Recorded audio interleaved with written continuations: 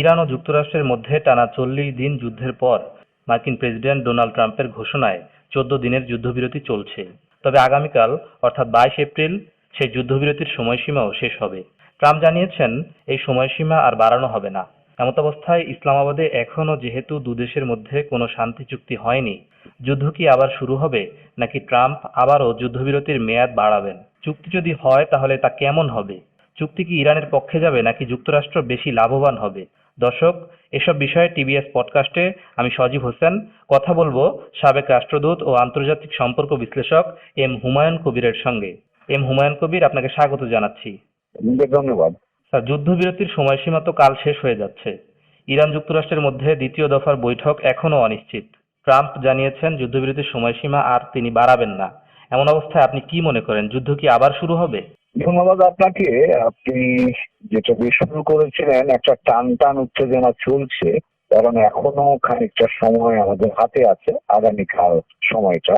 তো ইতিমধ্যেই দুই দিক থেকেই তারা যার যার অবস্থানে টিকে থাকবার জন্য বা অবস্থানটাকে দৃঢ়ভাবে ব্যাখ্যা করবার চেষ্টা করছে। তবে আমার ধারণা যে শেষ মুহূর্তে হয়তো তারা বসবেন, এবং বর্ষাটার উপলক্ষ হবে হয়তো প্রেসিডেন্ট ট্রাম্প একটা ইঙ্গিত দিয়েছেন যে তিনি হয়তো যুদ্ধবিরতিটাকে বাড়াতে পারেন, কিন্তু তিনি বলছেন হাইলি আনলাইকলি, অর্থাৎ সম্ভাবনা কম, কিন্তু সম্ভাবনা একেবারে নাই সে কথা কিন্তু তিনি বলেননি। তবে তিনি যে কথাটা জোর দিয়েছেন যে যুদ্ধবিরতি যদি বাড়ানো হয় তাহলেও সেখানে এখন যে ব্লকেট বা মার্কিনীরা হরমুজ প্রণালী যেটা আটকে রেখেছে সেই ব্লকেটটা অব্যাহত থাকবে। এখন ইরানের দিক থেকে ইরানের দাবি হচ্ছে যে এটাকে তারা মনে করছে তাদের মাথায় বন্দুক ঠেকিয়ে তাদেরকে এই ইসলামাবাদে নিয়ে আসা হচ্ছে নেগোশিয়েট করার জন্য। তো তারা বলছে যে আমরা এই ধরনের অবরুদ্ধতার মধ্যে থেকে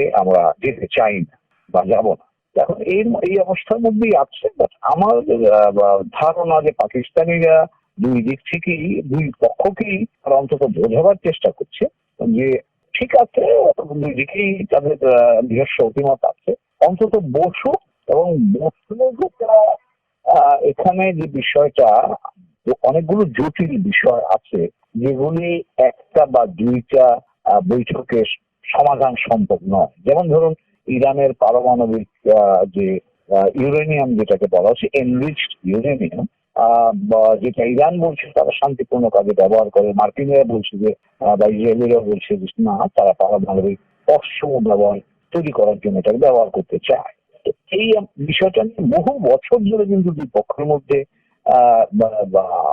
আলাপ আলোচনা, জ্ঞান দরকার, একটা চুক্তিও হয়েছিল 2015 সালে। প্রেসিডেন্ট ট্রাম্প 16 সালে ক্ষমতা এসে তিনি ওই চুক্তি থেকে মার্কিন যুক্তরাষ্ট্রকে প্রত্যাহার করে নিয়েছেন।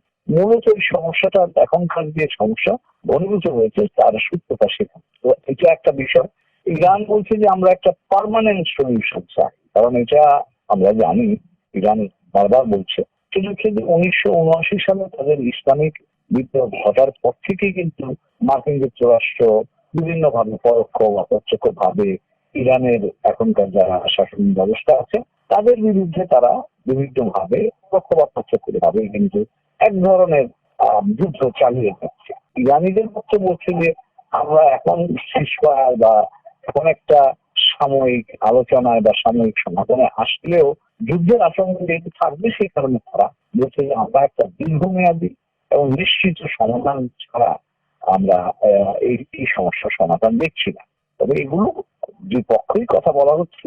আমার ধারণা, এবং আন্তর্জাতিক বিশ্লেষকরা সেই কথা বলছেন, যে ইসলামাবাদে তারা হয়তো যদি বসেন, আমার যেটা মনে হচ্ছে যে শেষ পর্যন্ত তারা আসবেন, বসবেন, তারা হয়তো একটা ফ্রেমওয়ার্ক এগ্রিমেন্টে রাজি হবে যে ঠিক আছে, আমরা এই মুহূর্তে যুদ্ধবিরতি এইভাবে চলবে, এবার পরে আমরা এই বিষয়গুলি যেগুলো আছে, ধরেন হরমুজ প্রণালী খুলে দেয়া, যে একটা দীর্ঘমেয়াদী শান্তিপূর্ণ চুক্তিতে ইরানকে অনাক্রমণ বা একটা প্রতিশ্রুতি, আর এনরিচড ইউরেনিয়াম নিয়ে কি অবস্থা হবে সেটা নিয়ে আলোচনা, এগুলো আমার ধারণা এই ফ্রেমওয়ার্ক একটা এগ্রিমেন্টের আলোকে পরবর্তীতে হয়তো আলোচনা চলতে থাকবে। তবে যদিও এরকম একটা আশঙ্কা করা হচ্ছে যুদ্ধ আবার শুরু হবে, এরকম একটা হুঙ্কার প্রেসিডেন্ট ট্রাম্প দিচ্ছে না, কিন্তু আমার কাছে মনে হয় যে বাস্তব অবস্থার প্রেক্ষিতে এই মুহূর্তে আবার এই যুদ্ধ অবস্থায় ফেরত যাওয়া সেটা মার্কিন যুক্তরাষ্ট্রের জন্য উপাদেয় হবে না, ইরানিদের জন্য উপাদেয় হবে না। কারণ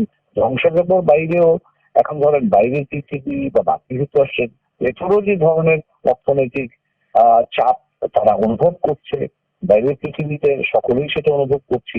কারণ এই অবস্থায় আবার যদি সংঘাতটা লাগে তাহলে সেটা আরো একটু অনিশ্চয়তার মধ্যে ঢুকে গিয়ে অনিশ্চয়তার চরিত্র কি হবে সেটা আমরা জানি না। কাজে আমার ব্যক্তিগত মত হচ্ছে ইরানিরাও সেখানে যেতে চায় না, কারণ তাদের চাপটা এই ধ্বংসযজ্ঞটা তারাই মোকাবেলা করছে। মার্কিনরাও সেখানে যেতে চাইবে না, কারণ প্রেসিডেন্ট ট্রাম্পের জন্য অনিশ্চয়তা, এখন যত অনিশ্চয়তা বাড়বে ততই তার জন্য, তার রাজনীতির জন্য, মার্কিন অর্থনীতির জন্য, বিশ্ব অর্থনীতির জন্য এটা নেতিবাচক হবে। আমার ধারণা তিনি মুখে যাই বলেন, বাস্তব অর্থে তিনি সেই ঝুঁকিটা এখন হয়তো নেবেন। আপনি কি মনে করেন যে দর কষাকষিতে আপাত দৃষ্টিতে ইরান এগিয়ে আছে? কারণ গতকাল এবং আজকে ইসলামাবাদে বৈঠকের দ্বিতীয় দফা বৈঠকের কথা ছিল, কিন্তু ইরান সরাসরি নাকচ করে দিয়েছে। তবে যুক্তরাষ্ট্রের পক্ষ থেকে বলা হচ্ছিল যে যুক্তরাষ্ট্রের প্রতিনিধি দল ইসলামাবাদে যাবে এরকম একটা ভাব ছিল। এখন এই ব্যাপারে আপনি কি মনে করেন, দর দর কষাকষিতে আপাত দৃষ্টিতে কে এগিয়ে আছে? না, দর কষাকষিতে এগিয়ে, দর কষাকষিটা একটা প্রক্রিয়া। যদি দর কষাকষি দিয়ে আপনি সিদ্ধান্তে আসতে পারবেন না যে এর ফল হিসাবে কি আসলো, আমরা এখন ফলের জন্য অপেক্ষা করি। কাজে এই মুহূর্তে বলা হয়তো যুক্তিযুক্ত হবে না যে কে এগিয়ে আছে। কারণ আমি ইরান একটা জায়গায় সুবিধাজনক আছে, মার্কিন যুক্তরাষ্ট্র সেখানে আর একটা জায়গায় আছে সুবিধায়। তো কাজে এখন এটাকে আমি কে বেশি সুবিধাজনক আছে সেইটা না বলে যেটা আমি বলবো যে ইরানের জন্য এখন সুবিধাজনক যে জায়গাটা হচ্ছে যে ইরান এমন একটা সুবিধা অসুবিধা দুটোই আছে বলবো এটা। যেমন হরমুজ প্রণালী বন্ধ করে দেওয়ার ফলে কি কাজটা হবে, হরমুজ প্রণালী বন্ধ করে দেওয়ার ফলে বিশ্বে 20% তেলের সাপ্লাই, গ্যাসের সাপ্লাই কমপ্লিটলি বন্ধ হয়ে গেছে। ফলে যেটা হয়েছে বিশ্ববাজারে তেলের দাম বাড়ছে এবং মার্কিন যুক্তরাষ্ট্র অভ্যন্তরেও বাড়ছে। তার কারণ মার্কিন বাজারের, অভ্যন্তরীণ বাজারের তেলের দামও বিশ্ববাজারের সাথে যুক্ত, সেভাবেই নির্ধারিত হয়। তো কাজে সেই কারণে আমেরিকাতে তেলের দাম বাড়ছে, বাইরে পৃথিবীতে বাড়ছে। এটা গেল একটা বিষয়। দ্বিতীয় যে বিষয়টা হচ্ছে যে গ্যাসও একই অবস্থা, এবং যেটা বেশি আলোচনা হচ্ছে না সেটা হচ্ছে সার। পৃথিবীর বিভিন্ন দেশে আবাদকালীন সময় এখন এই সারের, এবং সেটা মার্কিন যুক্তরাষ্ট্র যায়, কিন্তু এই গালফ থেকে সার মার্কিন যুক্তরাষ্ট্র যায়। কাজেই সারা পৃথিবীতে এখন এই আবাদ নিয়ে, চাষাবাদ নিয়ে আরেকটা বিপদগ্রস্ততা তৈরি হয়েছে। এখন এই যে গালফের যে দেশগুলো আছে সেটা একটা আপনি কুয়েত থেকে শুরু করে সৌদি আরব, বাহরাইন, ইউএই, ওমান, এই সবগুলো দেশ কিন্তু আপনি তাদের রপ্তানি বন্ধ হয়ে আছে। তাদের রপ্তানির মূল বিষয় হচ্ছে তেল এবং তেলজাত অন্যান্য যেগুলো বিষয় প্রোডাক্ট থাকে সেই জায়গায়।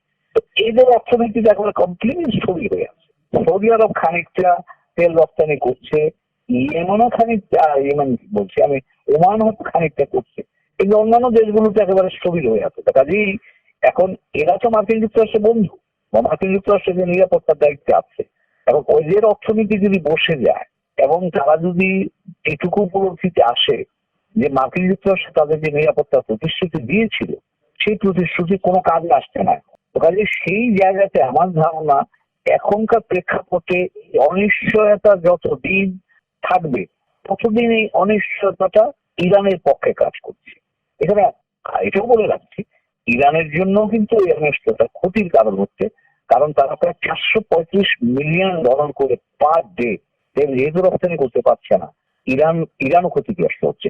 কিন্তু ইরানের জন্য যেটা হলো যে ইরান ক্ষতিগ্রস্ত হলেও এই যে পেন যেটাকে বলা যায় বা কষ্টটা যেটা আছে, ইরানের এই কষ্ট স্বীকার করার সক্ষমতাটা অন্যান্য দেশগুলোর চেয়ে বেশি, এমনকি মার্কিন যুক্তরাষ্ট্রের চেয়েও বেশি। তবে ইরান তার এই কষ্টটা স্বীকার করে নিয়ে অন্যদের জন্য কষ্টটা বাড়িয়ে দিয়েছে, এবং অন্যদের এই কষ্ট সহ্য করার সক্ষমতা কম, অপেক্ষাকৃত কম। এবং সেই জায়গায় যদি বলেন কষ্টের মানদণ্ডে ইরান সুবিধাজনক জায়গায় আছে, এবং এটাকে তারা তাদের এই নেগোসিয়েশনের জন্য বা তাদের ইরানিয়ান ন্যাশনাল পজিশন যেটাকে বলে সেই দিক থেকে তারা একটা সুবিধাজনক জায়গায় আছে। ইরান সেটাকে কতখানি ব্যবহার করতে পারবে আলোচনার টেবিলে তার উপরে নির্ভর করে তারা কতটা সফলতা। তবে আমি ব্যক্তিগতভাবে ইরানের আমি জাতিসংঘে যখন কাজ করেছি, আমি সকল মার্কিন যুক্তরাষ্ট্রের সাথে কাজ করেছি, ইরানিদের সাথে কাজ করেছি।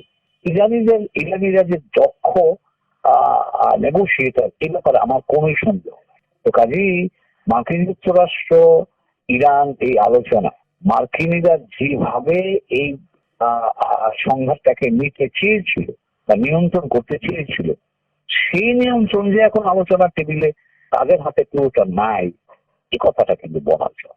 স্যার, যেহেতু আলোচনার টেবিলে তাদের নিয়ন্ত্রণ নেই, মার্কিনীদের নিয়ন্ত্রণ নেই, সেহেতু চুক্তি যদি হয়, শান্তি চুক্তিটা কি ইরানের পক্ষে যাবে, নাকি যুক্তরাষ্ট্র কি আসলে কতটা লাভবান হবে, আপনি কি মনে করেন? দুজনের লাভের চেহারা দুই রকম।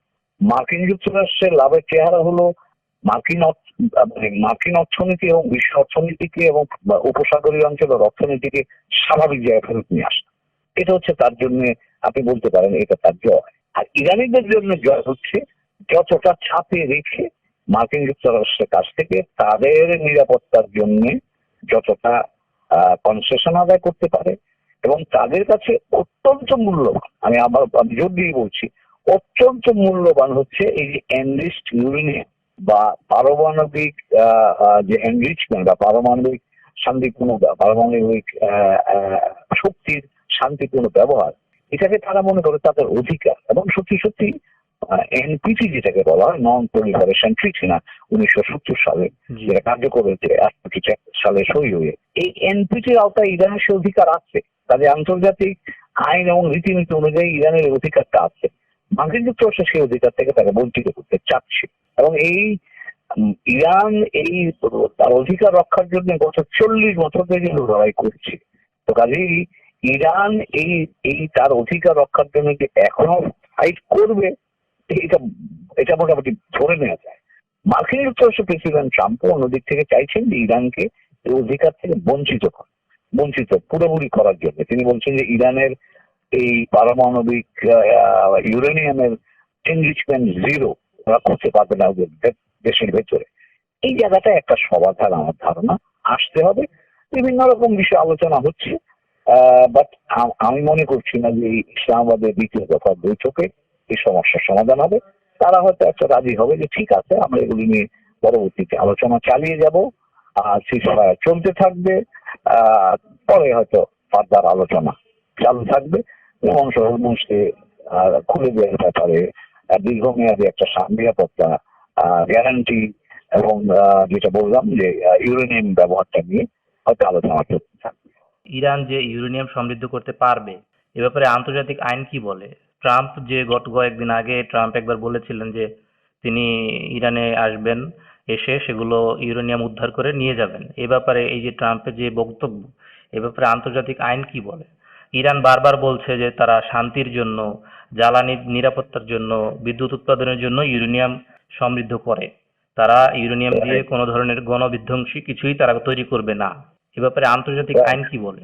আন্তর্জাতিক আইনটা হচ্ছে এক্ষেত্রে এনপিটি, নন প্রলিফারেশন ট্রিটি যেটা আছে, এখানে ইরানও সদস্য, বাংলাদেশও সদস্য, মার্কিন যুক্তরাষ্ট্র এই চুক্তির সদস্য অংশ। সেখানে যারা অপারমাণবিক শক্তিধর দেশ আছে তাদেরকে শান্তিপূর্ণ ভাবে পারমাণবিক শক্তি ব্যবহারের অধিকার নিশ্চিত করা হয়েছে।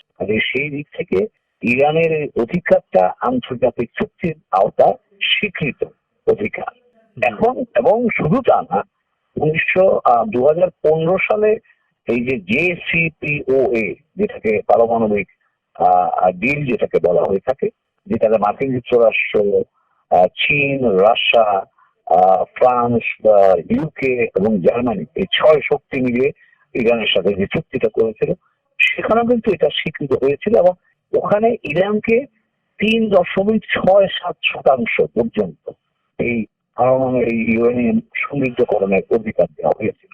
যেই ইরান যে কথাটা বলছে তার অধিকার, সে অধিকারটার ব্যাপারে স্বীকৃতি দুই ভাবে হয়ে আছে। একটা হচ্ছে এনপিটির আওতায়, আর একটা হচ্ছে মার্কিন যুক্তরাষ্ট্র এবং এই 5 শক্তির সাথে ইরানের যে 2015 সালে চুক্তি হয়েছিল, তার আওতাতেও কিন্তু ইরানের এই ইউরেনিয়াম সমৃদ্ধকরণের অধিকারটা স্বীকৃত হয়ে আছে। এখন প্রেসিডেন্ট ট্রাম্প চাচ্ছেন এটা তাদেরকে একেবারেই বঞ্চিত করার জন্য। আমার ধারণা এইখানে, আমি জানি না, এটা আমি বা দূর থেকে বলছি, আমার একটা নিজস্ব, হয়তো বা কোনো একটা ভাবে ওই ডিসিপিও তে যে রকম ফর্মুলা ছিল সেটা হয়তো পরবর্তীতে দীর্ঘ আলোচনার পর হয়তো সেই জায়গায় ফেরত আসবে ট্রাম্প ব্র্যান্ড নিয়ে। সেটা একটা সমাধানের পথ হতে পারে। কিন্তু যেহেতু ইরান বড় ধরনের আক্রমণের মুখে ব্যাপকভাবে ক্ষতিগ্রস্ত হয়েছে, তার সাথে হয়তো যুক্ত হয়ে যাবে আপনার নন এগ্রেশন। ইরানকে যে ভবিষ্যতে আর আক্রমণ করা হবে না, ইরান হয়তো সেই গ্যারান্টিটা চাইবে। তো এই দুটো মিলেই আমার ধারণা ভবিষ্যতে একটা সমাধানের পথ হয়তো বা খুঁজে পাওয়া যেতে পারে। নিশ্চিত করে বলা যাবে না।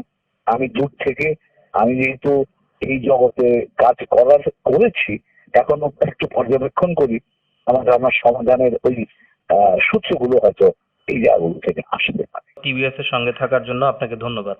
আপনাকেও ধন্যবাদ।